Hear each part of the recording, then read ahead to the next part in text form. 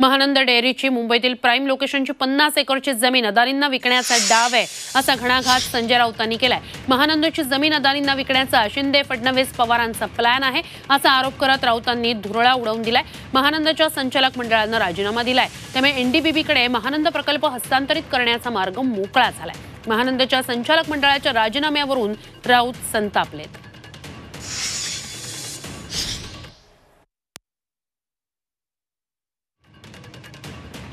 Mahananda dairy का पूरा कारभार अब गुजरात से चलेगा।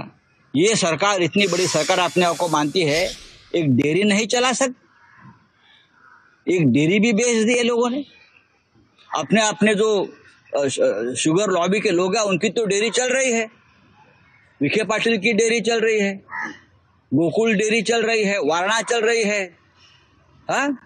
लेकिन महाराष्ट्र सरकार की जो एक प्रॉपर्टी है अमृत नोनी आर्थो प्लस, ये एक प्रूवन फॉर्मूला है। इसमें मौजूद नोनी फल के गुण और आयुर्वेदिक जड़ी बूटियां शरीर को जरूरी पोषक तत्व देने के साथ साथ हड्डियों और जोड़ों के घिसने, उनमें होने वाले सूजन और दर्द को रोकने में मदद करता है। दर्द मुक्त जीवन के लिए अमृत नोनी आर्थो प्लस। ये सरकार की ये डेयरी नहीं जा रही है, ये डेयरी के साथ 50 एकड़ की जो जमीन है गोरेगांव में वो बेचने की साजिश चल रही है। 50 एकड़ की प्राइम लोकेशन की लैंड है ये बेचने की साजिश है और उसमें देवेंद्र फडणवीस, एकनाथ शिंदे और अजित पवार शामिल है और ये जमीन भी अडानी को देने जा रहे हैं लोग।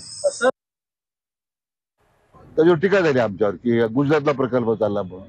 मला वाटतं या राज्यातील काही लोकांच्या डोक्यावर परिणाम झालाय, म्हणजे माहिती घ्यायची नाही आणि बेतर आरोप करायचे। महानंदा मुंबईत राहणार आहे, ती राज्याची संस्था राहणार आहे, फक्त आज अडचणी सापडलेली आहे म्हणून तिला आता मदत करण्याचा आपण निर्णय केलाय। संचालक मंडळाने राजीनामा देऊ केलेला आहे, त्यांची बैठक मी सोमवारी बोलवलेली आहे। पहिला कामगारांचा प्रश्न आता आपण सोडू।